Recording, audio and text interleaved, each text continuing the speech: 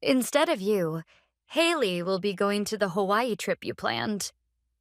The moment my mother told me this at the airport drop off zone, my life changed in an instant. What is going on? I tried desperately to steady my voice, but I realized that my worst fear had come true. Haley was 26, living comfortably at home without a steady job after college. My parents always defended her, saying Haley is sensitive or she is still finding her path. In fact, since her university days, she had dabbled in various things under the label self discovery, art, music, writing, yoga instruction, cafe management. Each pursuit lasted only a few months before she grew bored and moved on to search for her next true calling. Every time my parents defended her with words like, Haley is talented, so she will surely find what suits her. As if it were nothing unusual, my mother said with a radiant smile, Avery, actually, Haley will be going in your place. She has been under a lot of stress lately, and this trip is something she really needs. In my place. Those words pierced my heart. The truth was, this was not something that had suddenly happened. Since childhood, Haley had always been treated as special. When I achieved good grades, I was told, that's a given. But when Haley received average scores, she was praised with, you've done well. Even when I became the student council president in high school, they celebrated Haley more for winning a small prize at a school contest. At university, I earned a scholarship that waived my tuition fees, while Haley was praised as unique and wonderful, despite her average results at school. It was the same after we entered adulthood. When I started a business and succeeded, I was looked down upon with what a poor thing, always working. When Haley quit her job, she was defended with, she is staying true to herself. When I reported that my company's sales were steadily growing, their response was, just make sure you don't work yourself until you get sick. On the other hand, when Haley reported that she had quit yet another job to find a new self, she was praised as being honest and genuine, and that it was wonderful for her not to lie to her own feelings. And today, even the Hawaii trip I had prepared for 2 years was taken away and given to Haley. It was a trip that became possible only because I had finally carved out some time after devoting myself to my business. A luxury resort, private tours, Michelin-starred restaurants. I was the one who arranged and paid for everything. Everything except the airline tickets. My parents had said they would book the flights, so I had entrusted that part to them. Never did I imagine they had not booked mine. I worked tirelessly with only one wish, to give my parents the best memories. Mom, this is something I planned for years. I paid for everything. My voice trembled with agitation, but my mother waved her hand as if I had said something insignificant. We are grateful, Avery, but you are always so busy working, aren't you? Haley has been really tired lately, and she needs a change of pace. I thought you would understand. Haley stressed? I doubted it. What kind of stress could come from a life without work, without rent, with meals and laundry done by her mother? Her stress lately was limited to things like her Instagram followers not increasing as she wished, or her favorite brand's clothes being too expensive to buy. Haley smiled smugly, hands on her hips, showing no sign of guilt. Thank you for understanding. It really means a lot. I could never do something like this on my own. Her voice, full of hypocrisy, drove my anger to its peak. Yet outwardly, I maintained a calm facade. My father, meanwhile, had averted his eyes the entire time. Surely he felt guilty. And still, he accepted the decision of his wife and younger daughter. The fact that he would not look me in the eye revealed his complicated feelings about the matter. Fine, I finally spoke, my voice astonishingly calm. Have a wonderful trip. Take care. My parents seemed slightly puzzled by my reaction. They must have expected more protest from me. Haley wore a triumphant smile. You really understand me? Thank you, Avery.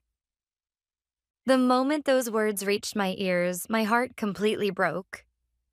At the same time, something new was born. And behind that smile, a perfect plan for revenge had already begun to move.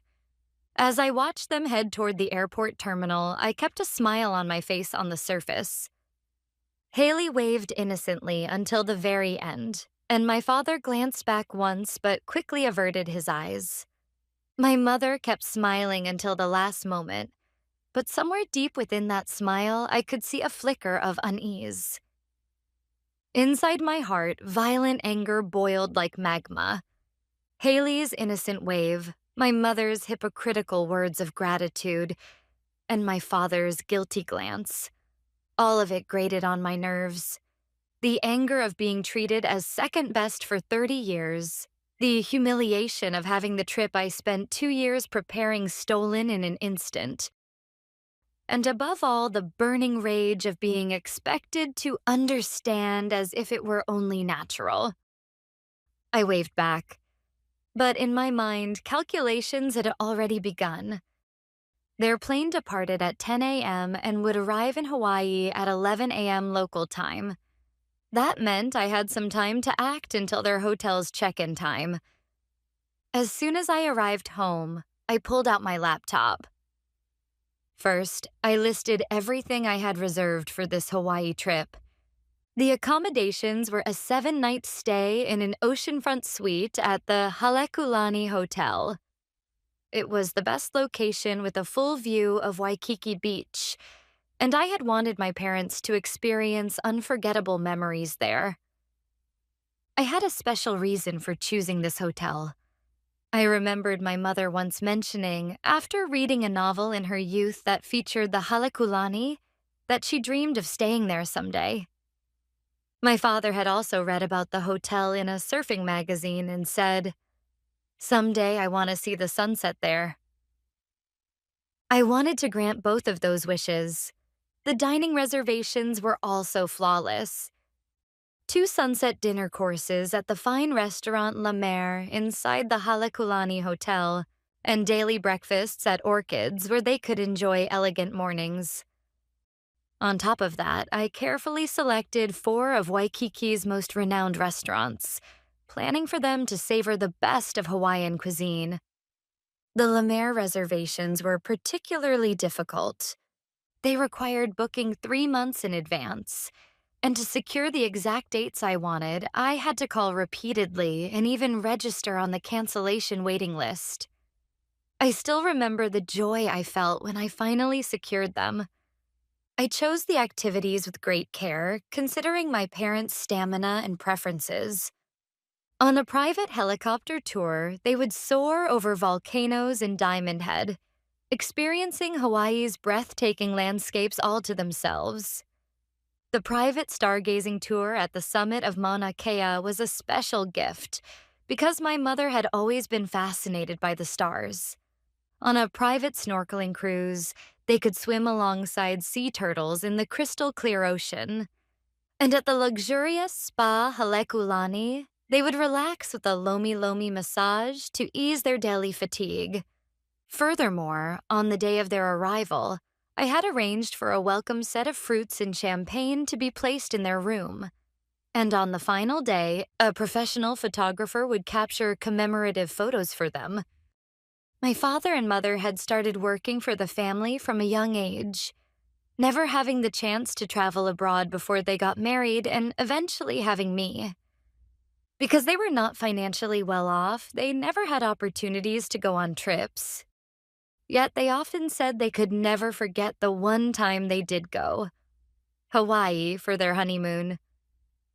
For such parents, I wanted to make their dream of spending time in Hawaii, the place they had once longed for in their youth, come true. Everything was for one purpose: to hear them say, "It was the best trip of our lives," something we will never forget. All of it was the result of my 2 years of effort. I logged into the travel reservations site and carefully checked everything, one by one. I looked into the cancellation policies. Each condition was complicated, and there were parts I could not fully determine about how much cancellation fees would actually cost. But at that moment, I did not care. If it meant they would not indulge in luxury with my money, I was prepared to accept any loss. First, I started with the most important hotel reservation. Halekulani Hotel Oceanfront Suite cancellation process begin. A confirmation screen appeared. "Are you sure you want to cancel?" Without hesitation, I clicked. Cancellation completed. At that instant, a deep sense of satisfaction spread through me. My mother's hypocritical smile when she said, "Thank you for understanding." Haley's triumphant expression. My father's guilty look. This was the perfect answer to all of that. They might believe they had gained my understanding, but the true meaning of understanding was only just beginning. The luxurious suite I had arranged over 2 years of effort. Now, with a single click of my finger, it vanished. The exhilaration was incomparable. One done. Next came the restaurant reservations. Cancellation completed. Then the helicopter tour. That was surely the one Haley had been most looking forward to. Cancellation completed. With each cancellation, the pleasure of revenge enveloped me. The higher their expectations, the greater the gap with reality would be. This was not merely cancellation. This was the beginning of a perfectly calculated revenge. One by one, carefully and without fail. 2 hours later, all cancellation procedures were complete. If they wanted to take Haley instead of me, that was fine. But they would not stay in 5-star hotels or take part in private tours with my money. My inbox was now filled with stacks of cancellation confirmation emails. Each cancellation was my very first step toward a new freedom. After finishing the cancellation process, I opened a new tab. Singapore Solo Trip Luxury Hotel. The search results displayed the luxurious suites of Marina Bay Sands. I smiled and clicked. At 6 a.m. the next morning, as expected, the phone began to ring. First, it was my mother. I ignored the first few calls. While drinking coffee, I listened to the voicemail. "Avery, what happened? The hotel won't let us check in. They're saying there's no reservation. Call me back right away." Her voice was filled with obvious panic. I pictured it. My parents and Haley arriving at the Halekulani in a taxi from the airport, approaching the front desk in the luxurious lobby. Then, the moment they were told, "I'm sorry, but we have no reservation under that name." The next voicemail came. This time it was Haley. "Avery, what is going on? What happened? We're stranded here. Do something right now." Hearing her speak as if she were the victim, I couldn't help but laugh.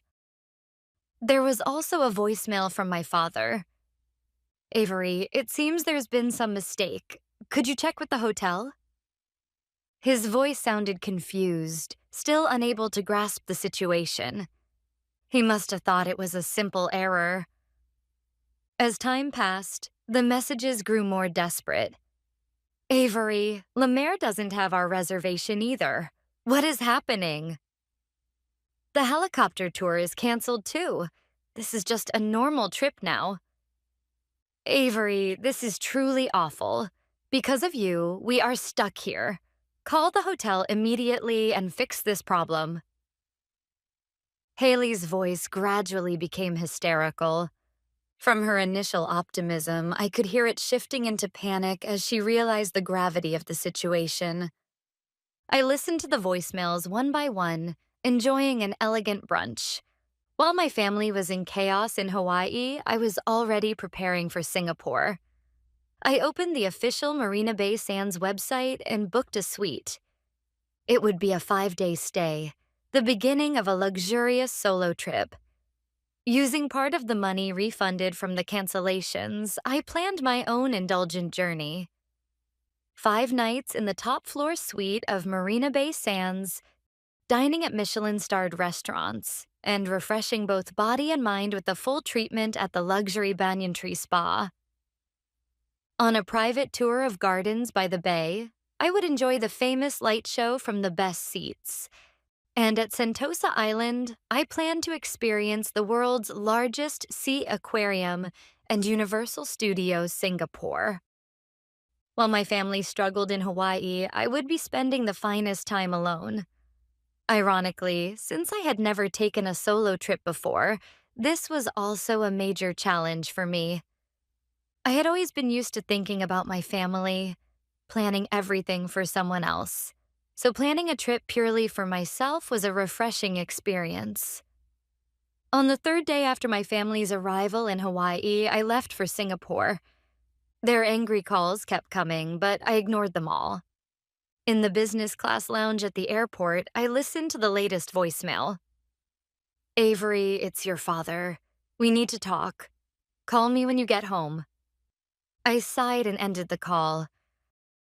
From the very moment I arrived in Singapore, I was filled with a sense of liberation.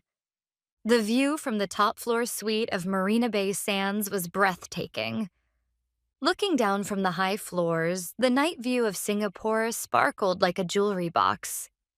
The next morning, I enjoyed the best breakfast of my life while swimming in the rooftop infinity pool. Afterward, I strolled through gardens by the bay, and that evening I indulged in a solo dinner at the Michelin-starred restaurant, Odette. All of it was done alone. I realized the beauty of spending time purely for myself without having to consider anyone else's mood. For the first time, I experienced the luxury of concentrating solely on the taste of each dish without worrying about conversation. On the second night, I strategically posted on Instagram a graceful breakfast scene at the rooftop pool of Marina Bay Sands, a selfie with the enchanting night view of gardens by the bay, the luxurious dishes from my solo dinner at the Michelin-starred restaurant, my relaxed expression after a treatment at a high-end spa, and a joyful smile at Universal Studios Singapore. And in the caption, I wrote the truth. I had planned a trip to Hawaii for 2 years to thank my parents. At the airport, I was suddenly told, "Haley will go instead of you." So I decided to enjoy a trip to Singapore for myself. Sometimes the best companion is yourself. Hashtag self-love, Singapore, best life, speaking truth, family reality. I made sure to set the location information so that my family, relatives, and mutual friends could see it. Furthermore, I explained the details in another post. Since I've received many concerned messages, let me clarify. I had planned a Hawaii trip for my parents, booking a suite and fine restaurants I had long dreamed of giving them. But on the day of departure at the airport, I was told, unemployed Haley, my sister, will be going instead. This included everything I arranged and paid for: the Halekulani Hotel, Michelin-starred restaurants, and private tours. I was asked to understand, and my understanding has taken the form of this trip to Singapore. Hashtag family relationships, boundaries, truth. Within just a few hours of my post, the situation changed dramatically.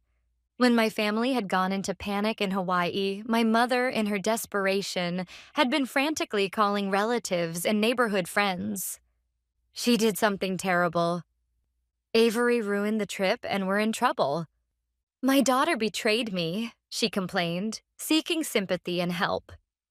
However, the reactions from relatives and friends after seeing my social media post were the complete opposite of what my mother had expected.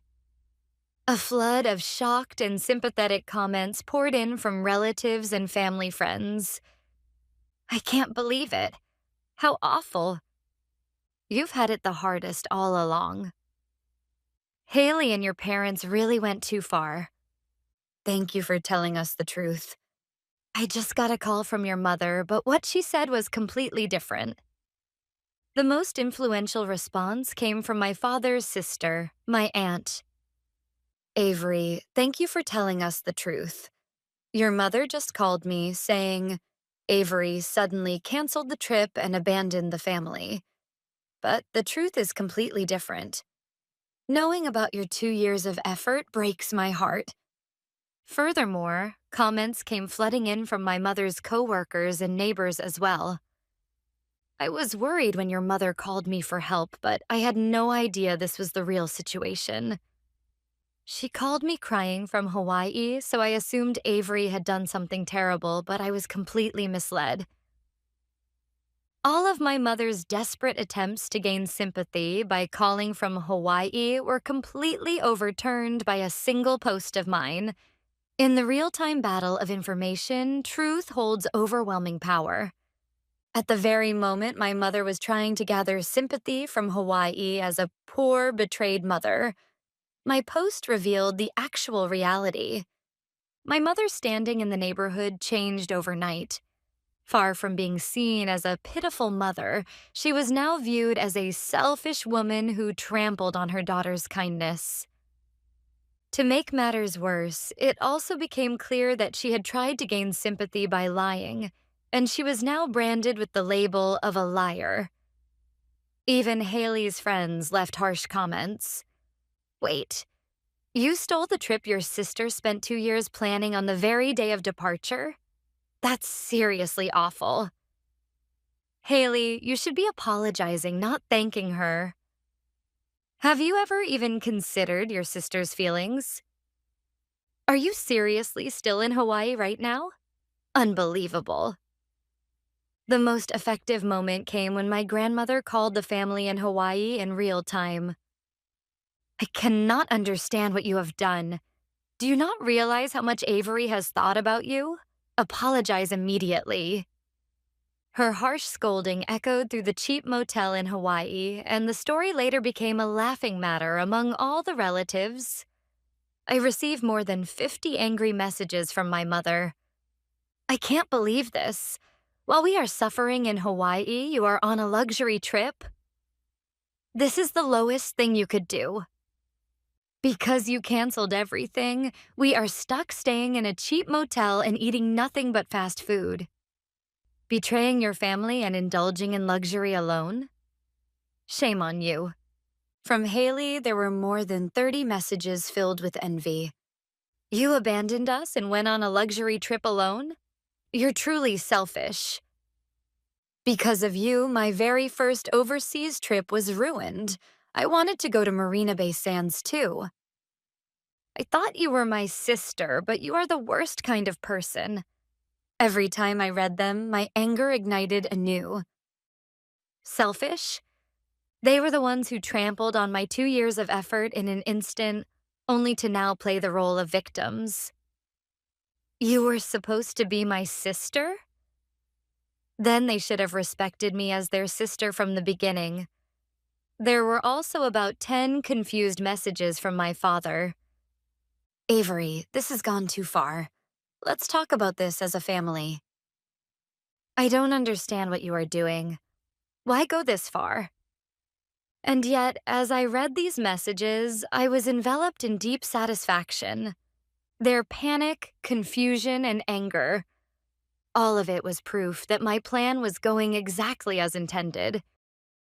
Reading their frantic messages from my luxurious suite at Marina Bay Sands, that contrast itself was the perfect revenge I had been seeking. I remembered my mother's words. I thought you would understand. And I smiled. Indeed, I had understood. I had perfectly understood what they truly thought of me. Taking a sip of a Singapore Sling, I typed calmly, "It was all of you who chose to prioritize Haley. It was all of you who excluded me from my own life. So now I have decided to exclude all of you from mine. This is my new life. Goodbye." The moment I pressed the send button, years of burden lifted from my shoulders. After that, I blocked all forms of contact with my family. No matter how much they raged or grieved, it no longer mattered. The remaining 3 days of my trip in Singapore felt as if I had been reborn. I had once joined a major bank, but quit in less than a year and established my own consulting firm. It was finally beginning to gain momentum. Since I had asked my subordinates not to contact me, there were no work calls either. I did not have to worry about anyone's calls, nor about anyone's moods, and I could spend time solely facing my own emotions. At that moment, I realized something. In my entire life until then, I had hardly ever had time purely for myself. I had always been thinking of someone in the family, always doing something for someone else. I thought that was normal, but it was wrong. After returning home, I completely changed my life. My money would be for myself. I would keep my distance from those who used guilt as a weapon, and I would prioritize my own happiness above all. These became the new rules of my life. The inspiration I gained from my trip to Singapore brought new ideas into my business.